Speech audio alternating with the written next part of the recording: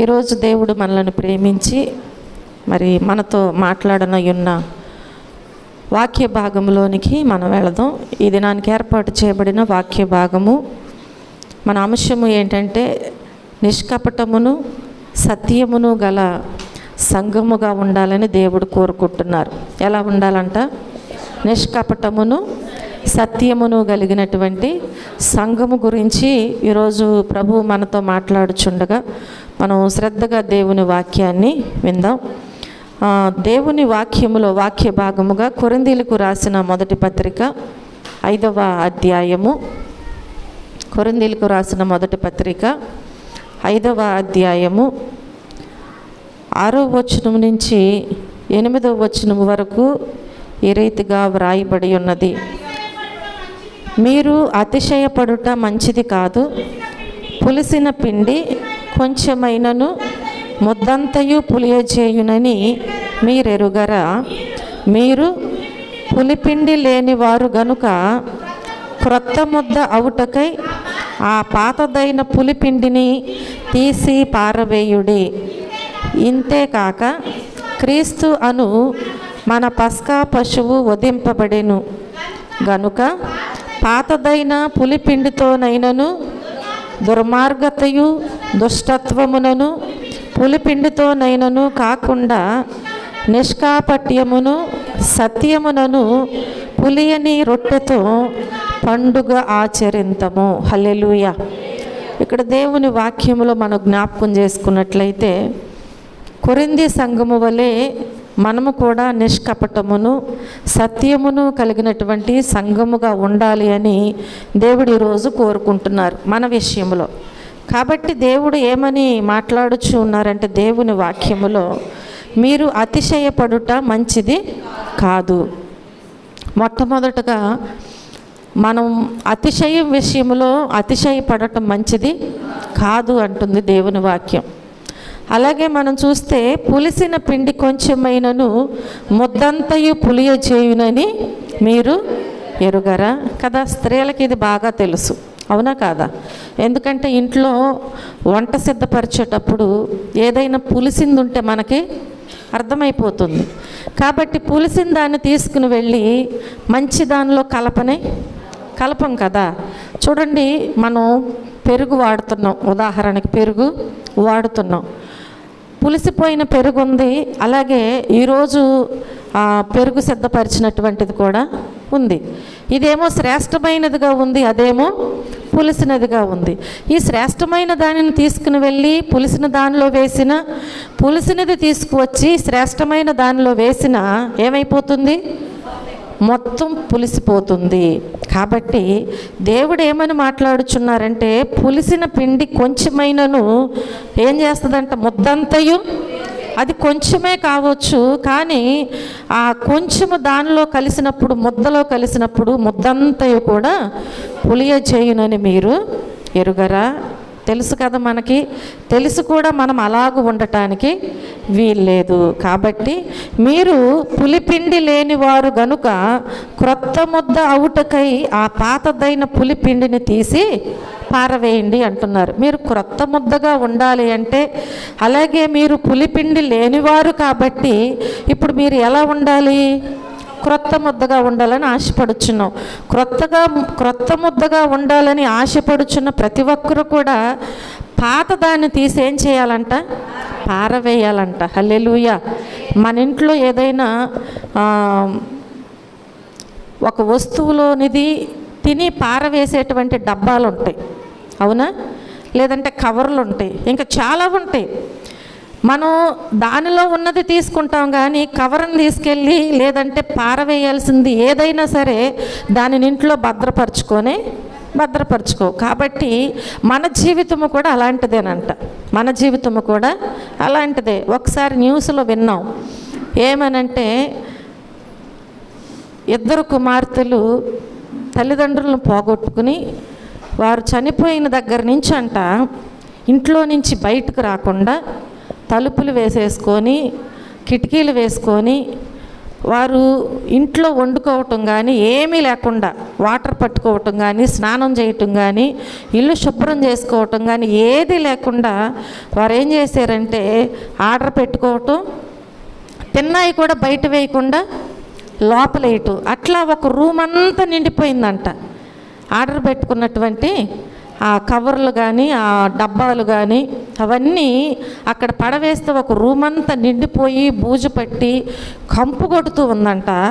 తీరా మనుషులు చూస్తే మనుషులు కూడా ఎలా ఉన్నారంటే తల కూడా దువ్వుకోవట్లేదు, స్నానం చేయట్లా, బ్రష్ చేయట్లా, ఏమీ లేదు. ఆర్డర్ పెట్టుకోవటం, వచ్చింది తినటం, అలాగే కూర్చుని ఉండటం. అట్లా వారు ఒక నెల, ఒక రోజు, ఒక వారం కాదు, సంవత్సరం పాటు ఉన్నారంట. ఎట్లా ఉంటుందండి ఇప్పుడు పరిస్థితి చెప్పాలి? ఎంత కంపు వస్తుంది. చుట్టుపక్కల చాలా దూరం కూడా ఎవరు నిలవలేరు. ఆ కంపుకి, ఆ భయంకరమైన పరిస్థితికి ఇరుగు పొరుగు వారు, ప్రక్కవారు పోలీసులకు ఫోన్ చేసి చెప్తే వారు వచ్చి చూస్తే లోపలికి వెళ్ళలేనటువంటి పరిస్థితి అంట. చూడండి ప్రియమైన దేవుని బిడ్డలారా, ఒక శవము చనిపోయి నీళ్ళలో కొట్టుకొస్తుంది కదా. ఇప్పుడు ఆ శవాన్ని తీసి ఏం చేయాలి? ఆ డ్యూటీలో ఉన్నవారు బయటికి తీసుకురావాలి. అది ఉబ్బిపోయింది, కంపు వస్తుంది, ఉండగలరా? ఉండలేరు. దానిని చూసి మనం కంపు అంటాం. మన ఇంట్లో ఏదైనా వేస్ట్ ఉంటే కంపు అంటాం. 2 రోజులు ఆ వేస్ట్ వేసుకెళ్ళేవారు రాకపోతే ఇబ్బంది పడుతూ ఉంటాం. చూడండి, ఇలాంటి వాటి విషయంలోనే మనం ఎంత ఇబ్బంది పడుతూ బాధపడుచు ఉంటున్నాం కదా. దేవుడు ఏమంటున్నారంటే, మీరు క్రొత్తగా ఉండాలని అనుకుంటున్నారు కదా. క్రొత్తగా ఉండాలి అంటే దేవునిలో ఆధ్యాత్మికంగా మీరు నూతనపరచబడాలని ఆశపడినప్పుడు మీలో ఉన్న పాత తీసేయాలి కదా. దేవుడు అడుగుచున్నారు, మనలో ఉన్న పాతది ఏం చేయాలంట?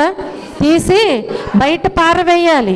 అలా కాకుండా నా ఇంట్లో చాలా ప్లేస్ ఉంది కదా, లేదా నా హృదయంలో చాలా ప్లేస్ ఉంది, దానికి క్రొత్తదానికి పాతదానికి కూడా అవకాశం ఉంది అని రెండిటిని కలిపి ఉంచుకోవటానికి వీల్లేదు అని దేవుని వాక్యము ఈరోజు మనతో మాట్లాడుచున్నది. కాబట్టి మనము క్రొత్త ముద్ద అవ్వాలని అనుకున్నప్పుడంట క్రొత్త జీవితముతో దేవుణ్ణి వెంబడించాలి, నూతనమైన జీవితముతో వెంబడించాలి.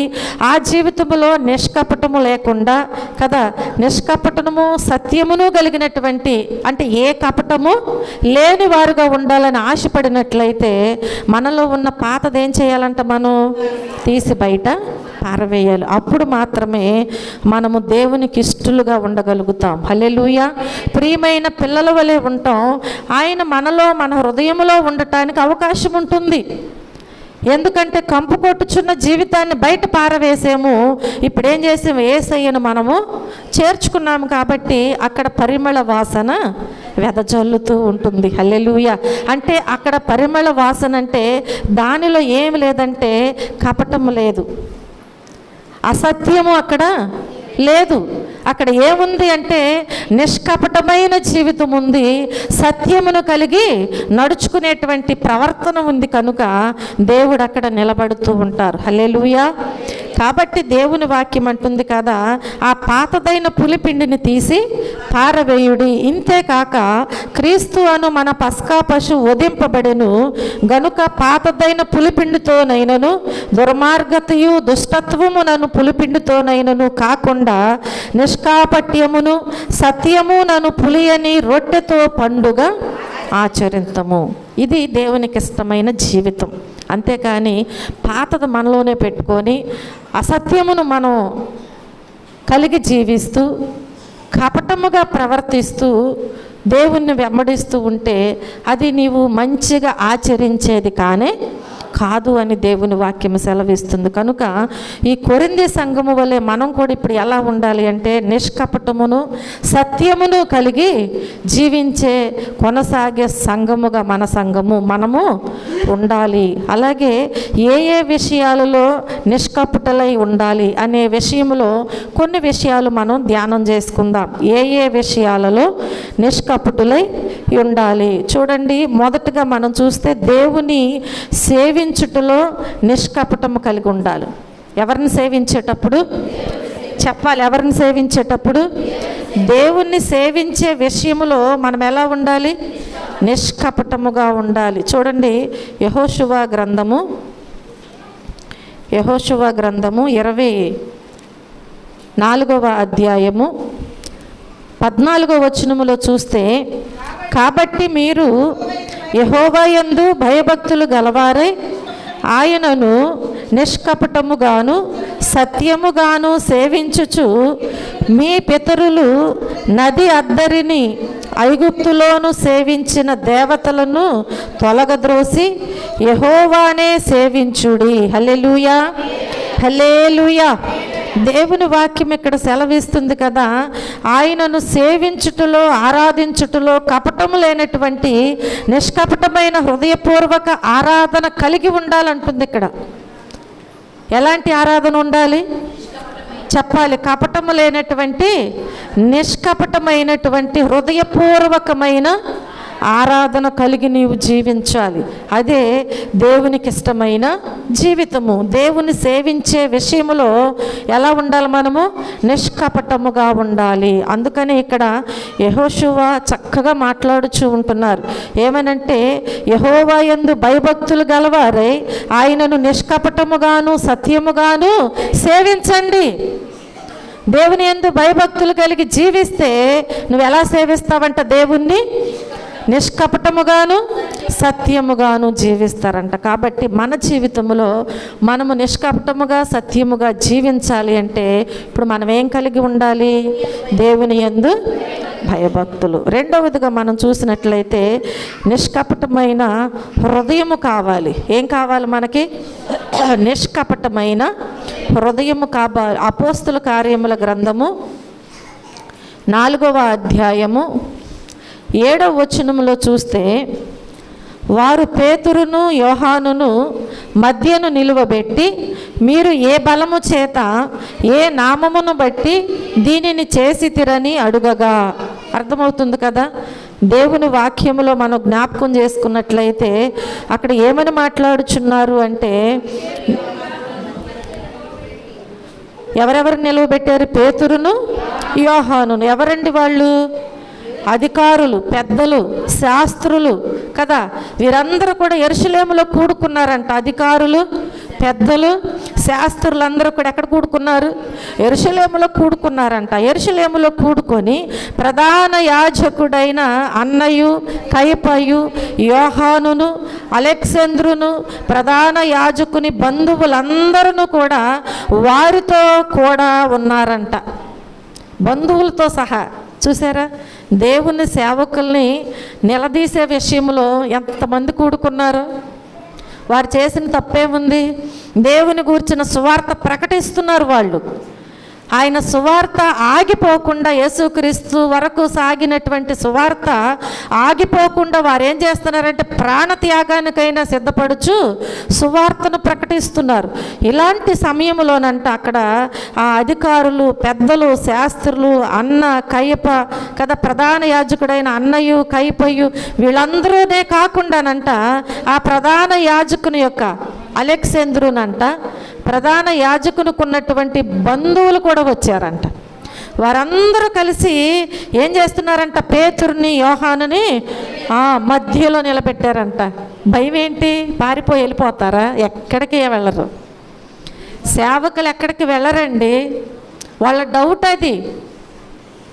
ఎక్కడ నిలబెట్టారంట? వారిని మధ్యలో నిలబెట్టారంట. వాళ్ళందరూ చుట్టూ ఉండి మధ్యలో, అంటే వాళ్ళ వరకే వచ్చి అడిగితే బలం ఉండదేమోనని వాళ్ళు ఏం చేశారనమాట, అందరినీ పోగు చేసుకొని, అలాగే ఎక్కడో ఉన్న బంధువులను కూడా తీసుకొచ్చుకుని ఒక జనసమూహముగా పోగుపడి ఈ పేతురుని, యోహానుని ఏం చేశారంట? మధ్యను నిలువబెట్టి, మీరు ఏ బలము చేత ఏ నామమును బట్టి దీనిని చేసితిరని అడుగుతూ ఉన్నారంట. వాళ్ళు ఏ బలాన్ని బట్టి ఏ నామంలో చేస్తున్నారో తెలియదా? తెలుసు. అసలు వీళ్ళ నోటితో ఏం చెప్తారు? యేసుప్రభుని కూడా అలాగే అడిగారు. నువ్వు ఒకప్పుడు ఇలా అన్నావంట కదా, ఏమని? నా రాజ్యం వేరు మీ రాజ్యం వేరు అని అన్నావంటగా, నిజమేనా? కదా, కోర్టులో జడ్జిమెంట్ దగ్గర జరిగే సంభాషణ అన్నమాట ఇది. ఒకప్పుడు అన్నావంట కదా మీ రాజ్యం వేరు అవును అన్నాను అన్నాడు దేవుడు కదా. భయపడవలసిన అవసరం లేదు కాబట్టి దేవుడు అన్నాను అంటున్నారు. చూడండి, ఇది తప్పు అంట. ఇది తప్పు అంట. ఇక్కడ కూడా చూస్తే మీరు ఏ బలమును బట్టి ఏ నామములో ఎలాగ మీరు చేస్తున్నారు దీనిని చేసితిరి అని అడిగినప్పుడు అంట అప్పుడు వారు ధైర్యంగా సమాధానం ఇచ్చారంట. వారి బలం ఎవరండి వారి బలము? వారిని ఏర్పాటు చేసుకున్న దేవుడే వారి బలము. వీరి పక్షముగా బంధువులు రానవసరం లేదు. అవునా? ఎవరుంటారు? దేవుడు ఉంటాడు. హల్లెలూయా. దేవుని పేరట దేవుని కార్యములు జరిగిస్తున్నారు, దేవుని పరిచర్య చేస్తున్నారు. కాబట్టి దేవుడు కదా వారిని ఏర్పాటు చేసుకున్నది. కాబట్టి ఇప్పుడు దేవుడు ఏర్పాటు చేసుకున్న తర్వాత దేవుడు వారిని విడిచిపెడతాడా? విడిచిపెట్టలేదు. కనుక ఇప్పుడు వారు ఒక చక్కటి సమాధానం ఇస్తున్నారు కదా. ఏమని మాట్లాడుచున్నారంటే పేతురు అంటున్నాడు కదా, పరిశుద్ధాత్మతో నిండిన వాడై ఎట్లా నేను ప్రజల అధికారులారా పెద్దలారా ఆ దుర్బలునికి చేయబడిన ఉపకారమును గూర్చి వాడు దేని వలన స్వస్థత పొందినని నేడు మమ్మును విమర్శించుచున్నారు. గనుక మీరందరూ ఇశ్రాయేలు ప్రజలందరూ తెలుసుకొనవలసినదేమనగా మీరు సిలువ వేసిన మృతులలో నుండి దేవుడు లేపినట్టు నజరేయుడైన యేసుక్రీస్తు నామముననే వీడు స్వస్థత పొంది మీ ఎదుట నిలుచున్నాడు. హల్లెలూయా, హల్లెలూయా. ఎవరి నామములో పొందాడంట? మీరు సిలువ వేశారే మీరందరూ కలిసి, అవును కదా, అందరూ కూడా ఏకమైపోయారు. యేసుక్రీస్తు వారు అద్భుత కార్యాలు చేస్తున్నప్పుడు వెంబడించిన జనమంతా ఏమైపోయారు? అవును కదా. చనిపోయిన వారిని బ్రతికించినప్పుడు ఉన్న జనమంతా ఏమైపోయారు? చూడండి, నడవలేని వాడిని కూడా మోసుకొచ్చి ఖాళీ లేకపోతే పైకప్పు విప్పి కిందకి దించినటువంటి సమయాలు ఉన్నాయి కదా. ఎంతమంది జనసమూహము! ఆయన ఆ మార్గము గుండా వెళ్ళుచుండగా జనసమూహం, ఆయన కొండ మీద కూర్చున్నప్పుడు జనసమూహం, ఆయన ఆ ఇంటిలో ఉన్నప్పుడు ఎక్కడ చూసినా కానీ యేసు ప్రభు వారు పలానా మార్గముగా వస్తున్నారు, పలానా చోట ఉన్నారు అంటే ఖాళీ లేనటువంటి జనసమూహము. చూడండి ప్రియమైన దేవుని బిడ్డలారా, అలాంటి యేసు ప్రభు వారిని వారు ఏం చేశారనమాట? అక్కడ ఏమని సెలవిస్తున్నాడు? అధికారులారా పెద్దలారా వినండి అంటున్నారు. ఆ దుర్బలునికి చేయబడిన ఉపకారమును గూర్చి వాడు దేని వలన స్వస్థత పొందినని నేడు మమ్మును మీరు విమర్శిస్తున్నారు కదా. దేని వలన పొందాడో మీకు తెలియదా? మేము ఏ నామమున ఏ బలముతో ఈ కార్యాలు చేస్తున్నామో మీకు తెలియదా? చూడండి, ఆయన ఎవరై ఉన్నారంట? మీరు సిలువ వేసినట్టు, మీరు సిలువ వేసినప్పటికీ కూడా యేసు ప్రభు వారు ఏమయ్యారు? మృతులలో నుండి దేవుడు లేపినట్టు. వీరు కుట్రతో సిలువ వేశారు, కానీ ఆయన తండ్రి ఆయనను 3వ దినాన తిరిగి లేపి ఉన్నారు. హల్లెలూయా. మన దేవుడు సజీవుడు, ఆయన మృతులలో నుండి లేచిన దేవుడు. ఆయనకు సిలువ మరణము ఏమాత్రము కూడా ఆటంకము కాదు. సమాధి బంధించలేదు. పెద్ద రాయి దొర్లించిన ఆ రాయి కూడా ఆయనకు ఆటంకము కానే కాదు. కాబట్టి ప్రియమైన దేవుని బిడ్డలారా, మనుషుల ఆలోచనలు ఎలా ఉంటాయంటే ఏదో ఒక విధంగా బంధించామా లేదా, ఏదో ఒక విధముగా మనం అనుకున్నది చేసామా లేదా, సిలువకు అప్పగించామా లేదా, దూషించామా లేదా, కొట్టామా లేదా, ఇదే వారు ఆలోచన చేస్తారు. కానీ ఆయన కుమారుడిని తండ్రి ఏర్పాటు చేసుకున్నాడు, కుమారుడు తండ్రి చిత్తాన్ని నెరవేర్చి ఉన్నారని ఆలోచన వారికి లేదు. అలా ఉన్నట్లయితే ఇప్పుడు మరలా వీరిని కూడా ఎలా ఇబ్బందులు పెట్టేవారు కాదు. దేవుని గురించి తెలుసు, వెంబడిస్తూ ఉంటారు. ధర్మశాస్త్రాన్ని వారు చాలా బాగా నేర్చుకున్నటువంటి వారు అయినప్పటికీ కూడా వారు ఏం చేస్తారంటే దేవుని పని చేస్తున్న దేవుని సేవకులను నిందిస్తూ ఉంటారు, హింసిస్తూ ఉంటారు. కాబట్టి వారు కూడా వచ్చి అంతమంది వచ్చి ఇబ్బంది పెట్టుచూ ఉంటే వారు ఒకటే చెప్పారు, యేసుక్రీస్తు నామముననే వీడు స్వస్థత పొంది ఉన్నాడు, మీ ఎదుట ఈ రీతిగా నిలిచి ఉన్నాడు. హల్లెలూయా. మనకి ఏ నామములో స్వస్థత, ఏ నామములో మనకు విజయము, ఏ నామములో పరిశుద్ధత వస్తుంది, ఏ నామములో మనం ప్రార్థన చేస్తాం, ఏదైనా కానీ ప్రతి ఒక్కటి కూడా యేసుక్రీస్తు నామములోనే జరుగుచూ ఉన్నాయి. హల్లెలూయా. కాబట్టి ప్రియమైన దేవుని బిడ్డలారా, నిష్కపటమైన హృదయం అన్నమాట. హృదయం ఎప్పుడు కూడా ఎలా ఉంటుందంటే, అసలు మనిషి యొక్క హృదయము ఎప్పుడు కూడా ఎలా ఉంటుందంటే భయంకరమైన ఆలోచనలు కలిగి ఉంటుంది. ఎప్పుడు మనిషి యొక్క హృదయం భయంకరమైన ఆలోచనలు కలిగి ఉంటుంది కాబట్టి హృదయంలో నిష్కపటత కలిగి ఉండాలి అని దేవుడు కోరుకుంటున్నాడు. ఒకవేళ నిష్కపటమైన హృదయం కలిగి నువ్వు జీవిస్తే ఈ భయంకరమైన ఆలోచనలు నీకు రాకుండా ఉంటాయి. దేవుని చిత్తాన్ని నీవు నెరవేరుస్తూ ఉంటావు. అందుకే దేవుడు కోరుకుంటున్నారు మన హృదయం మనం ఎలా ఉండాలంటే నిష్కపటమైన హృదయము కలిగి ఉండాలి. హల్లెలూయా. అలాగే మరి మూడవది మనం చూస్తే నిష్కపటమైన ప్రేమ కలిగి ఉండాలి. ఏం కలిగి ఉండాలి? నిష్కపటమైన ప్రేమ కలిగి. రోమీలకు రాసిన పత్రిక 12వ అధ్యాయము 9వ వచనములో చూస్తే, మీ ప్రేమ నిష్కపటమైనదై ఉండవలెను, చెడ్డదానిని అసహ్యించుకొని మంచి దానిని హత్తుకొని యుండుడి. మన ప్రేమ ఎలా ఉండాలంట? నిష్కపటమైనదై ఉండాలంట. అంటే కపటము లేని ప్రేమ కలిగి ఉండాలి. నీ ఎదుటి వారిని ప్రేమించినట్లుగానే ప్రేమించి వెనకాల ఏదో చేయకూడదు కదా. అవునా? స్నేహితులైనా, బంధువులైనా, రక్త సంబంధులైనా, నీ ఇరుగు పొరుగు వారైనా, సహోదరులైనా, ఎక్కడైనా సరే, ఏ విషయంలోనైనా సరే నీ ప్రేమ ఎలా ఉండాలంటే నిష్కపటమైన ప్రేమ అయి ఉండాలి. అంతేగాని నేను ప్రేమిస్తున్నాను అంటూనే కపటాన్ని మనం అక్కడ చూపించటానికి వీల్లేదు. అందుకే దేవుడు కోరుకుంటున్నారు. ఏ ప్రేమ కోరుకుంటున్నారు? నిష్కపటమైన ప్రేమ. యోధా ప్రేమన నిష్కపటమైనదా? చెప్పాలి. ఆయన ప్రేమలో ఎంత కపటం ఉంది? ముద్దు పెట్టుకుంటున్నాడు వచ్చి. ముద్దు ఎవరిని పెట్టుకుంటారు? చెప్పాలి. ఎవరిని పెట్టుకుంటారు ముద్దు? ఇష్టంగా ఉన్నప్పుడు, ప్రేమించేటప్పుడు పెట్టుకుంటారు. ఇద్దరు వ్యక్తులు ప్రేమించుకున్నప్పుడు పెట్టుకుంటారు. అంటే వారిద్దరిలో ఇష్టత కలిగినప్పుడు. పిల్లలు చక్కగా ముద్దుగా ఉన్నప్పుడు ఏం చేస్తారు? తీసుకుని ఎవరైనా ముద్దు పెట్టుకుంటారు. చూడండి ప్రియమైన దేవుని బిడ్డలారా, ప్రేమించేటప్పుడు ముద్దు పెట్టుకుంటారు కానీ కపటముతో ముద్దు పెట్టుకుంటారు, ప్రేమిస్తారు, ప్రేమ చూపిస్తారని కూడా వాక్యములో మనకి అర్థమవుతూ ఉంటుంది. వాక్యములోనే కాదు, ఈ రోజుల్లో మనం చూస్తే మన మనుషుల్లో కూడా ఉంది అలాంటి ప్రేమ. ఉందా లేదా? ఉంది. లేదనటానికి వీల్లేదు. మంచిగా ప్రేమించినట్లుగా ప్రేమ చూపించి నీ దగ్గరకు వచ్చి మంచిగా మాట్లాడవచ్చు. కానీ బయటికి వెళ్ళిన తర్వాత కపటమైన ప్రేమ కనుపరచవచ్చు. ఎవరని చెప్పలేం.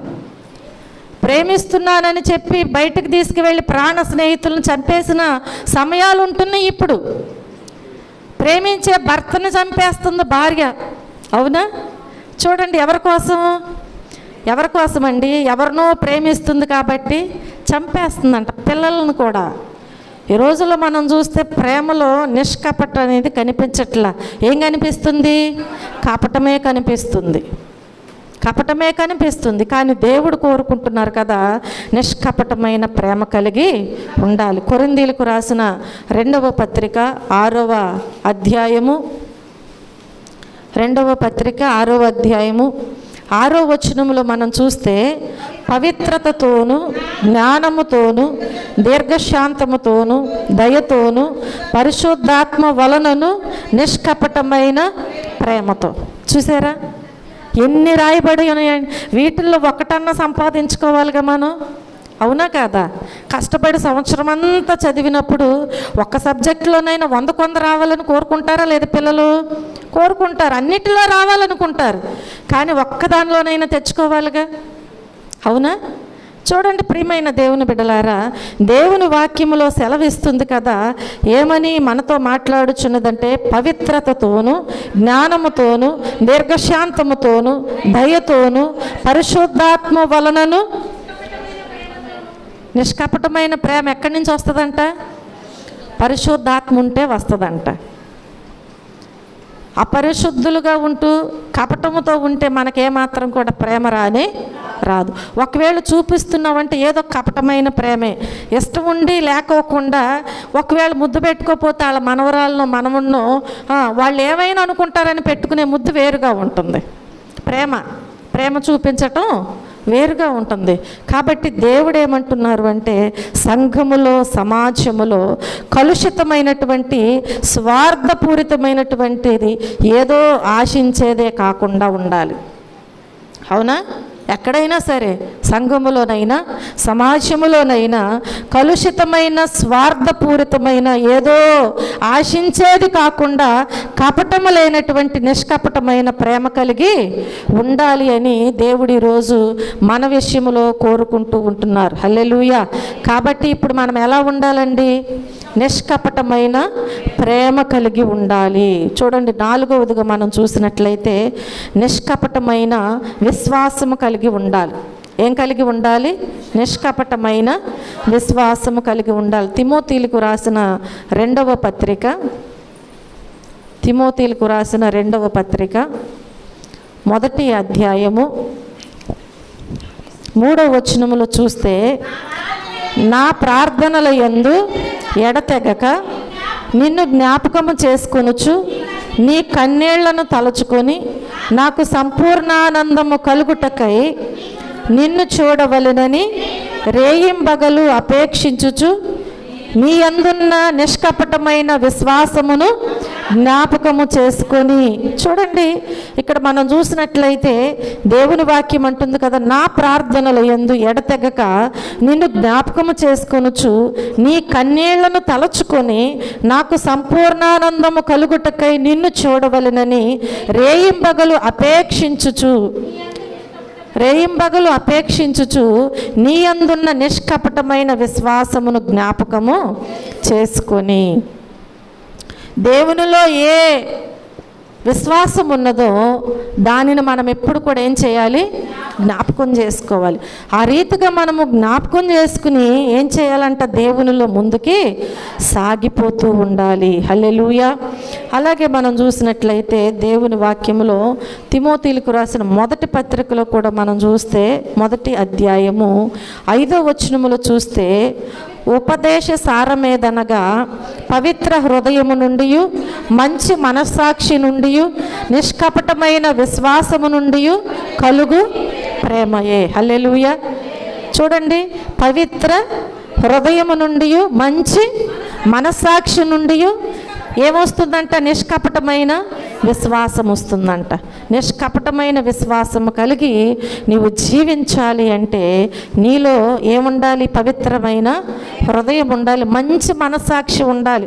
వాతవేయబడిన మనస్సాక్షి ఉండకూడదు. అవును కదా, వాతవేయబడిన మనస్సాక్షి ఉండకూడదు. బండలాంటి హృదయం ఉండకూడదు. ఈ హృదయం ఎప్పుడు ఘోరమైన వ్యాధి కలిగి ఉంటుంది. కాబట్టి ఆ వ్యాధి కలిగిన హృదయాన్ని దేవుడు మార్చాడు కదా. అంటే మార్చాడు అంటే ఏంటండి? మారు మనసు పొందేవుగా, బాప్తిసం తీసుకున్నావుగా, దేవుని శరీరాన్ని రక్తాన్ని తిని త్రాగుచున్నారుగా. కాబట్టి ఇప్పుడు నీకు మంచి విశ్వాసం ఉండాలా లేదా? నీ మనస్సాక్షి ఎలా ఉండాలి? నీ మనస్సాక్షి ఎలా ఉండాలండి? ఏమైనా వ్రాయబడి ఉంది? నిష్కపటమైన విశ్వాసము కలిగి ఉండాలి, పవిత్ర హృదయము కలిగి ఉండాలి, మంచి మనస్సాక్షి కలిగి ఉండాలి. ఇప్పుడు దేవుని నమ్ముకున్న తరువాత కూడా నీ మనస్సాక్షి వాత వేయబడినదిగా ఉన్నట్లయితే అది దేవునికి ఎందుకన్నా ఉపయోగం ఉందా? లేదు. మనం మార్చుకోవాలి. మార్చుకుని మార్పు చెంది జీవిస్తేనే మన మార్పును బట్టి అనేకులు నీ నిమిత్తము సాక్ష్యము ఇస్తూ ఉంటారు. అయ్యో, అతను మారాడండి, ఎంత మంచి మనస్సాక్షో, పవిత్రమైన హృదయము కలిగి జీవిస్తున్నాడు, ఆమె మారింది అంటే ఆ నిష్కపటమైన విశ్వాసము కలిగి దేవుణ్ణి వెంబడి సాక్ష్యం పొందాలి మనం. కాబట్టి దేవుని వాక్యం ఉంటుంది కదా, నిష్కపటమైన విశ్వాసము కలిగి ఉండాలి. బాప్తిస్మం పొందిన తరువాత మనం కనుపరిచే విశ్వాసము కూడా ఎలా ఉండాలంటే నిష్కపటమైనదై ఉండాలి. అవసరతల కొరకు అలాగే మనకున్నటువంటి అక్కరతల కొరకు కాకుండా పరలోక రాజ్యము కొరకైనటువంటి నిష్కపటమైనటువంటి విశ్వాసము కలిగి మనము జీవించాలి అని ఈరోజు ప్రభు మనతో మాట్లాడుచూ ఉంటున్నారు. హల్లెలూయా. చూడండి, 5వదిగా మనం జ్ఞాపకం చేసుకున్నట్లయితే పావురం వంటి నిష్కపటత మనకు ఉండాలి. ఎలాంటి నిష్కపటత ఉండాలి? పావురము వంటి నిష్కపటత మనకి ఉండాలి. మత్తయి సువార్త 10వ అధ్యాయము 16వ వచనములో మనం చూస్తే, ఇదిగో తోడేళ్ల మధ్యకు గొర్రెలను పంపినట్టు నేను మిమ్మను పంపుచున్నాను గనుక పాముల వలె వివేకులను, పావురముల వలె నిష్కపటులనై ఉండుడి. హల్లెలూయా. పావురానికి ఏముండదంట? పావురానికి ఏముండదు? చెప్పాలి, ఏముండదు? కపటం అనేదే ఉండదు. పావురానికి కపటం అనేది ఉండదు. కాబట్టి దేవుడు యేసుక్రీస్తు మాట్లాడుచున్నారు ఈ మాటలు. ఆయన ఏమంటున్నారు అంటే, తోడేళ్ల మధ్యకు గొర్రెలను పంపినట్టుగా. తోడేళ్ళకు గొర్రె తొలిగితే వదిలిపెట్టుద్దా? అస్సలు వదిలిపెట్టదు. ఎంత సంతోషమో దానికి, అవునా? ఏ విధముగానైనా దాన్ని పట్టుకుని చీల్చి చెండాడి ఏం చేయాలి? దానిని ఆహారముగా మార్చుకోవాలి. దానికి ఎంత ఆనందము, సంతోషమో. దేవుడు కూడా ఏమంటున్నారు అంటే, తోడేళ్ల మధ్యకు గొర్రెలను పంపినట్టు నేను మిమ్మును పంపుచున్నాను. శిష్యులతో చెప్తున్నారు, అయ్యా మీరు గొర్రెలు, మీరు వెళ్ళే స్థలాల్లో ఉండేవారు తోడేళ్ళు. కాబట్టి తోడేళ్ల మధ్యకు నేను మిమ్మల్ని గొర్రెల వలె పంపుచున్నాను. కనుక ఇప్పుడు మీరు ఎలా ఉండాలంట? పాముల వలె వివేకముగా ఉండండి అంటున్నాడు. పాముకి వివేకానికి సంబంధం ఏంటి? పాము వచ్చింది మనం చూసాం కదా, పాము వచ్చింది మనం చూసాం. అమ్మో పాము వచ్చింది కర్ర తీసుకురండి అని అటు ఇటు చూసి కర్ర తీసుకుని ఎవరినన్నా పిలిచే లోపు అసలు నీకు కనిపిస్తుందా? ఏం చేస్తుంది? చిట్టుకున్నది తప్పుకుంటుంది. మార్గం లేదని మనం అనుకోవచ్చు, అది చిన్న బెజ్జవే కదా అనుకోవచ్చు. కానీ పాము దానిలో నుంచి తప్పించుకుంటుంది. మనుషులకు అది దొరకని, తోడేళ్లకు దొరకదు. అర్థమైందా? తోడేళ్ళకి ఏం చేయదంట? ఎన్నడూ కూడా చిక్కబడదు. హల్లెలూయా. కాబట్టి ఎలా ఉండాలంట? పాముల వలె వివేకులను, పావురము వలె నిష్కపటులుగా ఉండండి. నోవాహు వాడలోనికి జతలుగా చేర్చుకున్నాడు. ఈ భూమి మీద ప్రాకే పురుగుల దగ్గర నుంచి జంతువులు, పక్షులు అన్నిటినీ దేవుడు చెప్పినట్లుగా ఆ వాడలోనికి మనుషులు వెళ్ళకపోవచ్చేమో కానీ దేవుడు సృష్టించిన వాటిలో ప్రతి పక్షి, పురుగులు కానీ జంతువులు కానీ జతలుగా దానిలోనికి చేర్చాడు. చూడండి, అక్కడి నుంచి ఈ నేల మీద నీళ్లు ఎండిపోయినాయో లేదో, ఆరిపోయిందో లేదోనని చూడటానికంట కాకిని పంపించాడంట. ఈ కాకి తిరిగి రాలేదంట. ఎందుకని? దీని హృదయం అంతా కపటమే, అవునా? ఊరికే సున్నం పూసుకుని వచ్చిందంతే, అవునా కాదండి? కానీ దీని హృదయం అంతా కాకి బుద్ధే. అన్ని రోజులు ఓడలో పెట్టి నిన్ను పోషించాడే, బయటకు వచ్చేసరికి దాని బుద్ధి మారిందా? మారలేదు. దేవుని దగ్గరకు వచ్చినంతసేపు, పాటలు పాడినంతసేపు, ప్రార్థనలో, వాక్యములో దేవుని బిడ్డలాగా ఉండి అట్ట బయటికి వెళ్ళంగానే మనము లోకానుసారమైన మాటలు మాట్లాడితే ఎలాగండి? ఇప్పుడు ఇది ఎవరి బుద్ధి? కాకి బుద్ధి. కాకి బుద్ధి. పావురం వస్తే దాన్ని చక్కగా చూస్తాము, ఆనందిస్తాం. కాకి వచ్చి వాలిందంటే ఊరుకుంటారు ఎవరన్నా? దాన్ని తరిమి కొడుతూ ఉంటారు. కాకి తిరిగి రాలేదంట. ఏం చేసింది? అందరూ చనిపోయారు కదా జలప్రళయం ద్వారాగా, శవాలు బాగా కనిపించినాయి అంట. ఎంత ఆనందమో! అప్పుడు దాకా ఏదో గింజలు పెట్టుండి ఉంటారు, అవి దానికి ఏమాత్రం ఇష్టమైన ఆహారము కాదు. ఆశ్రయం ఇచ్చారని చెప్పి కృతజ్ఞత లేదు, బ్రతకనిచ్చారని. జతలే కదా తెచ్చింది, మిగతావన్నీ ఏమైనాయండి? భూమి మీద జతలుగానే పంపించాడా దేవుడు? సృష్టించాడా? కాకులను రెండింటినే చేశాడు దేవుడు, పావురాళ్ళని రెండింటినే చేశాడా? చాలా ఉన్నాయి కదా, అన్నీ కొట్టుకుపోయినాయి, చనిపోయినాయి. నిన్ను కాపాడి చక్కగా నీకు ఆశ్రయం ఇచ్చి ఆహారం పెట్టి పోషించాడే, బయటికి వెళ్ళి చూసిరా అంటే తిరిగి రాకుండా ఏం చేస్తుందంటే ఇది దాని బుద్ధి చూపించుకొని కుళ్ళిపోయిన శవాల మీద వెళుతూ ఉందంట తినటానికి. చూశాడు, దాని బుద్ధి పోనిచ్చుకోలేదు కదా అని మరలా ఎవరిని పంపించాడు? పావురాన్ని పంపిస్తే అది వెళ్ళి దాని కాలు నిలపటానికి వీలు లేకుండా రోతగా ఉందని చెప్పి ఏం చేసిందంటే తిరిగి వెంటనే వచ్చేసిందంట లోపల. మరలా కొన్ని దినాలాగి నాకు పంపిస్తే ఒక ఆకును తీసుకుని పర్వాలేదయ్యా అని చక్కటి సూచన ఇచ్చింది. హల్లెలూయా. కాబట్టి పావురములో ఏమి లేదు? కపటము లేదు. అందుకే తిరిగి వచ్చింది. ఇప్పుడు దాకా పోషించిన ఆయనకి ఏం చేసింది? చెప్పిన పని చేసి పెట్టింది. హల్లెలూయా. కాబట్టి ప్రియమైన దేవుని బిడ్డలారా, ఎలా ఉండాలంట? పాముల వలె. ఎలా ఉండాలండి? పాముల వలె వివేకమును, పావురము వలె నిష్కపటులుగా ఉండాలి. ఇప్పుడు దేవుడు మనల్ని ఎలా ఉండాలని సెలవిస్తూ కోరుకుంటున్నాడు? పావురము వంటి నిష్కపటత మనలో ఉండాలి. పావురములో కూడా ఏ విధమైన కపటము ఉండదు. చివరికి చేదు కట్టు కూడా ఉండదంట దానికి. ప్రతి దానిలో చేదు ఉంటుంది కదా కోసినప్పుడు. అది కూడా దానిలో ఉండి చక్కగా పెరిగింది కదా, దాన్ని ఎవరన్నా కూరలు అన్నిటితో పాటు వేసుకొని వండుకొని తింటారా? తినరు. ఒకవేళ వేసారంటే ఏమైంది? కూర అంతా పాడైపోద్ది. యేసు ప్రభు దేవుని వాక్యములో శిష్యులంట ఎలీషా దగ్గర నుంచి శిష్యులంట వెళ్ళి కొన్ని కూరాకులు కోసుకొచ్చి గబగబా వండేశారంట. కూరాకులు అనుకున్నారంట వాళ్ళు. కొన్ని ఆకులు తీసుకొచ్చి ఏం చేశారంట? వండేశారంట. తీరా తినబోయే టయానికి అది విషంలాగుందంట. ఇప్పుడు ఏమంటున్నారు? దైవజనుడా, కుండలో విషం ఉందయ్యా అంటున్నారు. ఆ విషయాన్ని ఎవరు తెచ్చారండి కదా? ఆ ఆకుల్లో విషం ఉందని వారికి తెలియలేదు. ఇక్కడ చూడండి, ఈ పావురములో చేదు కట్టు అనేది ఉండదు. కనుక ప్రియమైన దేవుని బిడ్డలారా, అలాంటి నిష్కపటత మనలో, మన జీవితంలో మనము కలిగి జీవించాలని ఈరోజు దేవుడు మనలను కోరుకుంటూ ఉంటున్నారు. హల్లెలూయా. 6వదిగా మనం చూస్తే ఈ నిష్కపటత క్రీస్తు దినము వరకు ఉండాలని దేవుడు కోరుకుంటున్నారు. ఈ నిష్కపటమైన జీవితం ఎప్పటి వరకు ఉండాలంట? ఎప్పటి వరకు అండి? చర్చిలో ఉన్నంతసేపేనా? ప్రార్థనకు వచ్చినంతసేపేనా? రక్షణ పొందినటువంటి కొత్తలో ఉంటే చాలా?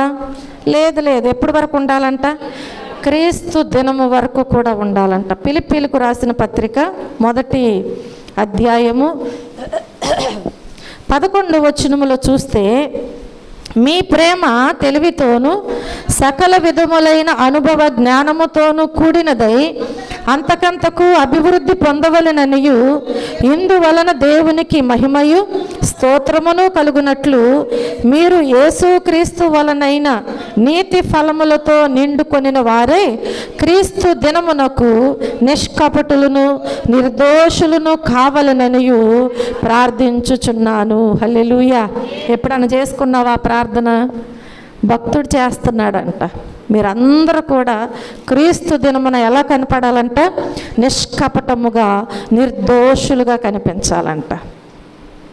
ఒకవేళ మనం ఇక్కడ నేను ఏ తప్పు చేయలేదు, తప్పు చేసి కూడా ఏ తప్పు నేను చేయలేదు అంటే నమ్మితే నమ్మొచ్చు, అవునా?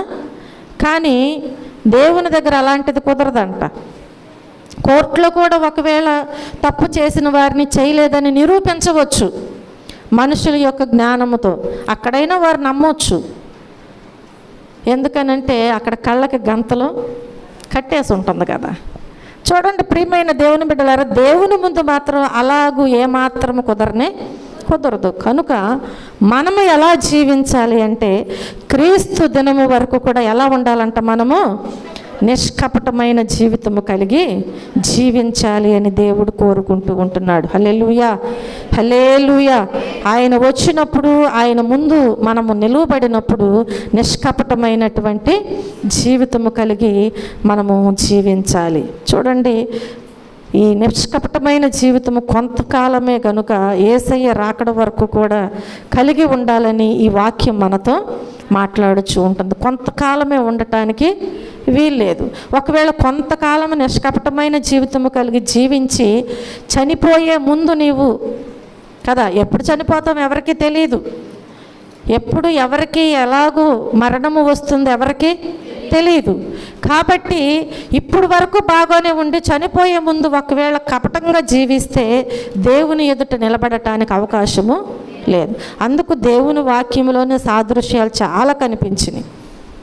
10 మంది కన్యకులు వెళ్ళారు, దేవుణ్ణి ఎదుర్కోవాలనే కదా 10 మంది వెళ్ళింది. 5గురు బుద్ధి లేని వారుగా ఎందుకు ఎంచబడ్డారంటే అప్పుడు వరకు అందరూ కలిసే ఉన్నారు, అప్పుడు వరకు అందరూ దివిటీలు వెలిగించుకుంటూనే ఉన్నారు. లాస్ట్ సమయంలో వారికి ఉన్నటువంటి అజాగ్రత్త ఏంటంటే ఎగస్ట్రా నూనె తెచ్చుకోలేదు. అంటే ఏమైందిలే, వచ్చేలోపు తెచ్చుకోవచ్చులే, లేదంటే ఈ నూనె అయిపోయే ముందే ఆయన రావచ్చు కదా. మనుషులకు ఆలోచనలు ఉంటాయి కదా.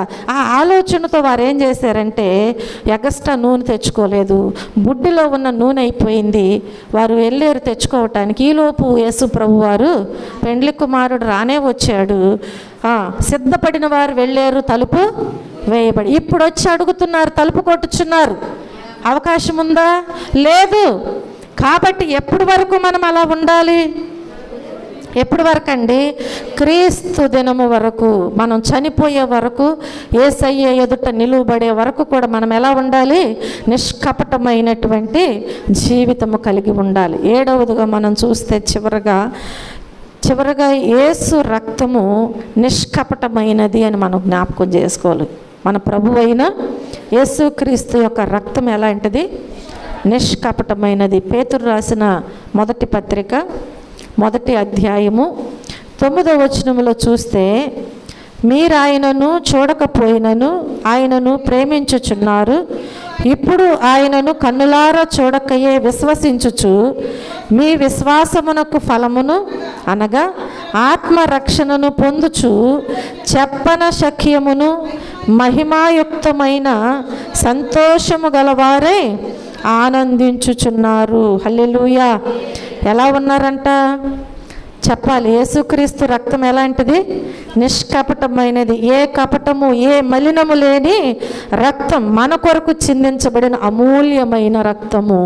అది యేసుక్రీస్తు యొక్క రక్తమై ఉన్నది. కనుక దేవుని వాక్యం అంటుంది, ఇప్పుడు ఆయనను కన్నులారా చూడకయే విశ్వసించుచు మీ విశ్వాసమునకు ఫలమును అనగా ఆత్మరక్షణను పొందుచు చెప్పన శక్యమును మహిమాయుక్తమునైన సంతోషము గలవారే ఆనందించుచున్నారు. దేనిని బట్టండి?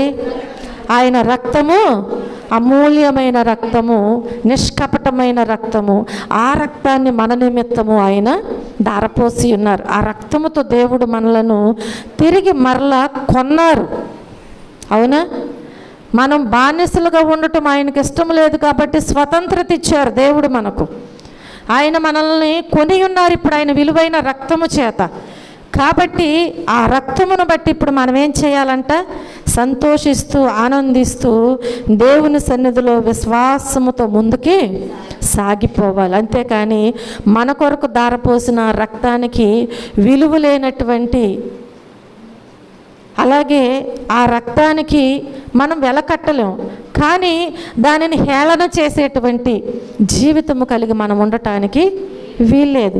ఆయన నామమును అన్యజనుల మధ్య దూషణ పాలు కాకుండా మనము జీవించాలి. ఎందుకంటే ఆయన రక్తము నిష్కపటమైనది.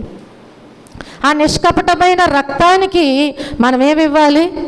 విలువనివ్వాలి, ఘనతనివ్వాలి. సమస్త మహిమ ఘనత ప్రభావములు ఆయనకే ఆరోపించాలి మనము. అంతేకాని మనల్ని మనం హెచ్చించుకుంటూ దేవుని నామాన్ని తగ్గిస్తూ దూషణ పాలు చేస్తూ ఈ లోకములో మనం జీవించటానికి వీల్లేదు. హల్లెలూయా. కనుక మన జీవితంలో దేవుడు మనకు సహాయం చేసినటువంటి ప్రతి విషయంలో దేవుని కృపను పొందుకుంటూ ఆయనలో మనం ముందుకి సాగిపోదాం. మన సంఘము కూడా నిష్కపటమును సత్యమును కలిగిన సంఘముగా ఉండాలి అని.